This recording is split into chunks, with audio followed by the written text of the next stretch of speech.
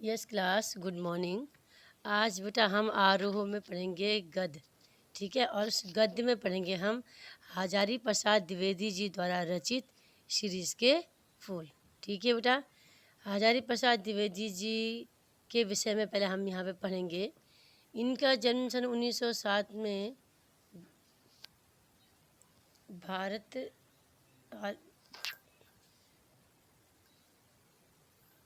इनका जन्म सन 1907 में भारत दुबई का छपरा बलिया उत्तर प्रदेश, यहाँ इनका जन्म हुआ। इनकी प्रमुख रचनाएं हैं अशोक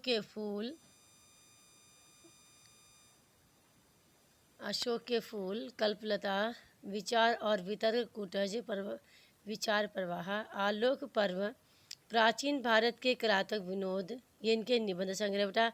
बाण भाट की आत्मकथा, चारु चंद्र लेख, पुनर्नवा, अनामदास का पोथा, ये इनके उपन्यास हैं।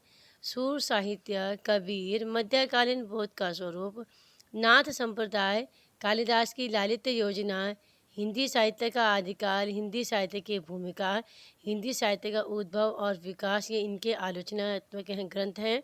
संदेश राशक, पृथ्वीराज रासो, नाथ सिद्धों की वाणियाँ, विश्व भारती पत्रिका का संपादन। ठीक है, इनको साहित्य अकादमी आलोक पर्व पर भारत सरकार द्वारा लखनऊ विश्वविद्यालय द्वारा इनको डीलिट की उपाधि और पद्म विभूषण की उपाधि दी गई। सन 1979 ईस्वी में दिल्ली में इनका निधन हुआ। ठीक है बेटा, तो द्विवेदी जी ने जो है इस निबंध में उन्होंने सीरीज के फूल के माध्यम से, ठीक है, उन्होंने मनुष्य को सुख और दुख में एक समान जीवन जीने की प्रेरणा दी है। वो कहते हैं कि जैसे आंधी, लू और गर्मी की प्रचंडता में भी अवधूत की तरह अविचल कोमल पुष्पों का सौंदर्य बिखेरे सीरीज सबके मन को भाता है, उसी प्रकार मनुष्य को भी कोलाहल के बीच में धैर्यपूर्वक, संघर्ष के बीच में धैर्यपूर्वक और चिंता रहित होते हुए कर्तव्यशील बने रहना चाहिए।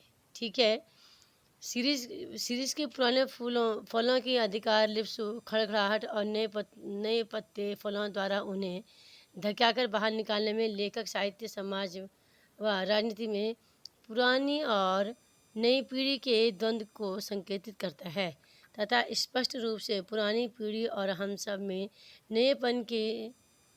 नएपन का साहस देखना चाहता है। इस निबंध का शिल्प इसी में चर्चित है।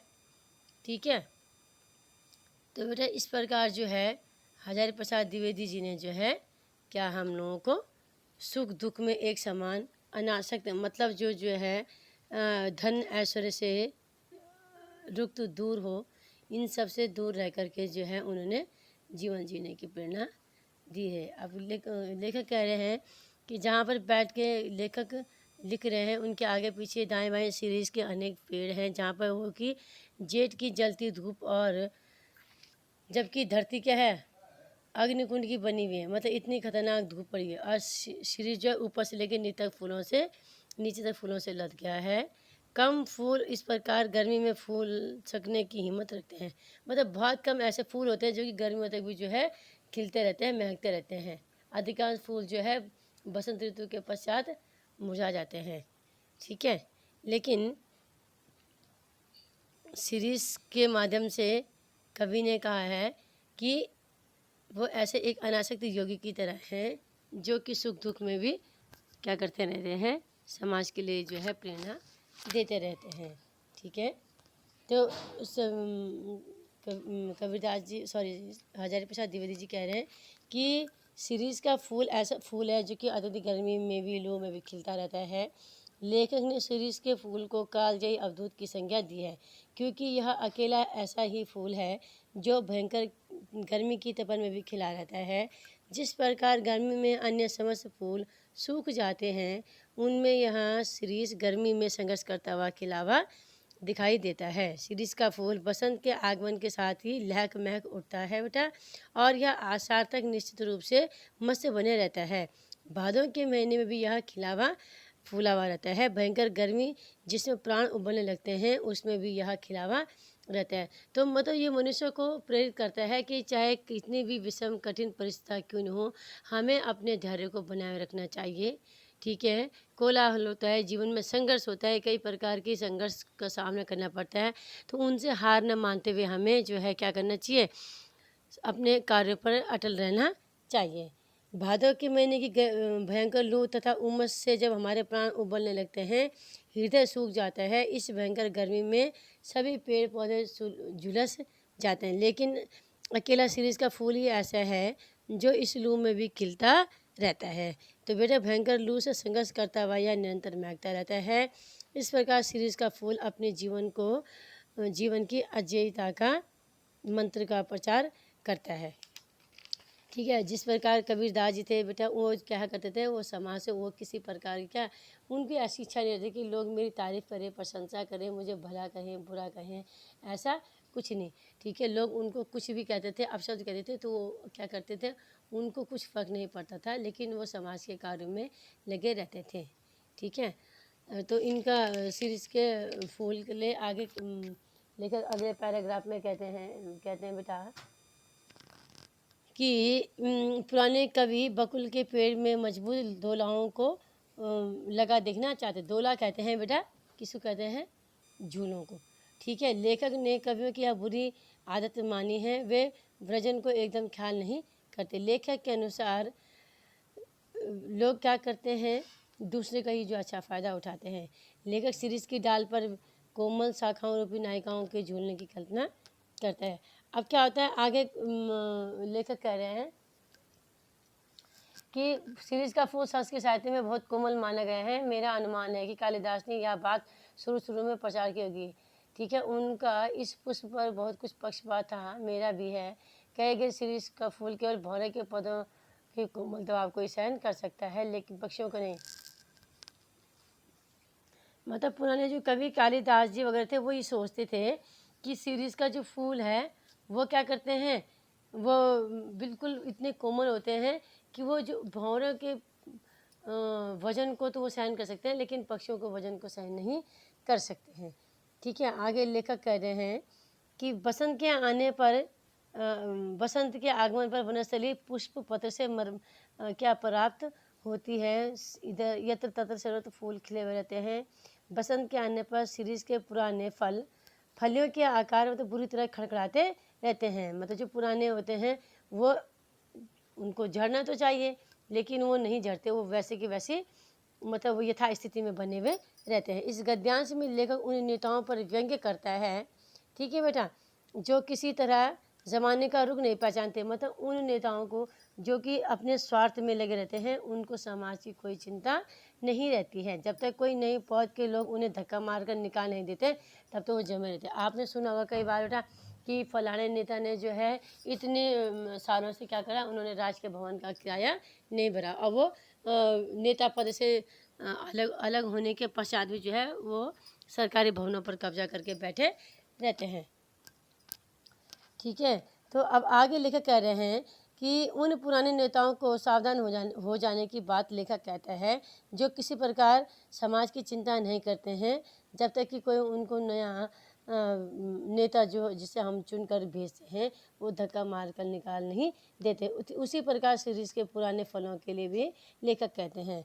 ठीक है, उनको पता है कि इस संसार में जो जिसका जन्म हुआ है उसकी मृत्यु भी निश्चित है। ठीक है, तो कवि कह रहे हैं लेखक कह रहे हैं कि वे सत्य और अटल हैं जिनसे कोई मुख नहीं मोड़ सकता। क्या चीज़? मृत्यु से। ठीक है बुढ़ापा और मृत्यु संसार के अति प्रमाणिक सत्य हैं। तुलसीदास जी ने अफसोस के साथ साथ इनकी सच्चाई पर मुहर लगाई थी। उन्होंने कहा था कि धरा को प्रमाण यही तुलसी, जो फरासो झरा, जो बरासो बताना। मतलब तुलसीदास जी ने भी कहा है कि इस बात को उन्होंने स्वीकार किया है कि जिसका जन्म हुआ है उसकी मृत्यु निश्चित है। पुराने की अधिकार लिप्सा के माध्यम से लेखक ने उन पुराने नेताओं को संकेत किया है जो समाज की चिंता, जमाने की चिंता या उनका ध्यान नहीं देते हैं और अपनी सत्ता पर कायम रहना चाहते हैं। ठीक है, जब तक कोई उनको बाहर नहीं निकाल देता है। ठीक है, अब आगे कह रहे हैं कि शीरीष के फूल की तुलना जो है उन्होंने प्राचीन वेदों से की है। लेकिन कह रहे हैं कि ऋग्वेद, सामवेद, यजुर्वेद, अथर्ववेद, ठीक है, ये सब रचनाएं क्या संसार की सबसे सरल और सरस रचनाएं हैं। यही रचनाएं अवधूतों के मुख से निकली। अवधूत का अर्थ होता है बेटा जो कि समाज के ऐश्वर्य आनंद से दूर रहकर अपने कार्य को करते रहते हैं, समाज के कल्याण में लगे रहते हैं। जैसे हमारे प्राचीन काल में हमारे ऋषि मुनि थे, उन्हें कोई मतलब नहीं रहता था सांसारिक लिप्सा से। ठीक है, तो वो कहते हैं लेखक ने शीरीष की तुलना कबीरदास जी से भी की है। अब लेखक जो शीरीष की तुलना किससे करे? कबीरदास जी से। क्यों? क्योंकि संत कभी बहुत कुछ शीरीष के फूल के समान थे। वे मस्त थे, बेपरवाह थे, लेकिन इसके साथ साथ वे सरस और मादक भी थे। मतलब अब लेखक कहता है कि सच्चा कवि वो हो सकता है जो अनासक्त रह सकता है, जो फकड़पन में जीवन व्यतीत करे, जिसको कि सुख सुविधाओं का कोई लालच न हो। ठीक है, जो अनासक्त नहीं रह सकता, जो फकड़ नहीं बन सकता, वह कभी नहीं बन सकता। क्योंकि अब समाज है, कई प्रकार के लोग रहते हैं, तो कोई किसी की रचनाओं को अच्छा भी कह सकता है, कोई किसी को रचनाओं को बुरा भी कह सकता है। लेकिन जो लेखक होगा उसको तो क्या है, जो सच्चा कवि होगा या लेखक होगा उसको अपनी रचनाओं का ही ध्यान रखना चाहिए। ऐसे नहीं कि समाज उसको प्रताड़ित कर रहा है या उसके लिए भला बुरा बोल रहा है। ठीक है, अब शीरीष की तुलना जो है उन्होंने महात्मा गांधी जी के समान भी की है। ठीक है, वो कह रहे हैं कि जिस प्रकार महात्मा गांधी जी बाहर से अत्यंत कठोर थे, लेकिन वो हृदय से उतने ही क्या थे, कोमल थे। ठीक है, और उन्होंने बाहर से उनकी इतनी कठोरता के कारण ही अंग्रेज़ों को उन्होंने जो है क्या है अपने सामने झुका दिया और अंग्रेज भारत को छोड़ने पर मजबूर हो गए। उसी प्रकार शीरीष का जो पेड़ होता है, शीरीष का जो फूल उसके डंठल होते हैं वो बहुत कठोर होते हैं। ठीक है, शीरीष वायुमंडल से रस खींचता है, वह वायुमंडल से रस खींचकर कोमल और कठोर प्रतीत होता है। तो यहाँ पर लेखक ने शीरीष की तुलना महात्मा गांधी जी से भी की है बेटा। ठीक है, लेखक मानता है कि शीरीष वायुमंडल से रस खींचकर गांधी जी के समान कोमल और कठोर है। जिस प्रकार गांधी जी अंदर से, मन से, मतलब भीतर से बहुत कोमल थे। किसी के दुख को देखकर वह तुरंत रो पड़ते थे, उनके दुख को दूर करने का वो भरसक प्रयत्न करते थे। ठीक है, और बाहर से वो अत्यधिक ज़्यादा कठोर थे। ठीक वैसे ही शीरीष भी अंदर से कोमल और बाहर से कठोर प्रतीत होता है। तो बेटा हमने आज शीरीष के फूल के माध्यम से लेखक हमें क्या प्रेरणा देना चाहता है कि जीवन में कई प्रकार की विषम परिस्थितियाँ आती हैं, तो हमें उन परिस्थितियों का डटकर सामना करना चाहिए बेटा, उनसे हार नहीं माननी चाहिए। क्योंकि हमारे जो इतने स्वतंत्रता संग्राम सेनानी थे, यदि वो आज इतना दर्द नहीं खाते, इतनी कठोर यातनाएं नहीं झेलते, तो बेटा आज हम आज़ादी से अपना जीवन व्यतीत नहीं कर पाते। इतनी हमारी वैज्ञानिक तरक्की नहीं होती, हम अपने घर में भी सुरक्षित नहीं रहते हैं।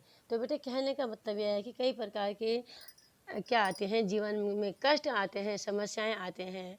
ठीक है, कभी कभी हमको हार भी मिलती है, तो हमको उन सब से जो है भागना नहीं चाहिए। ठीक है, कभी कहता है कि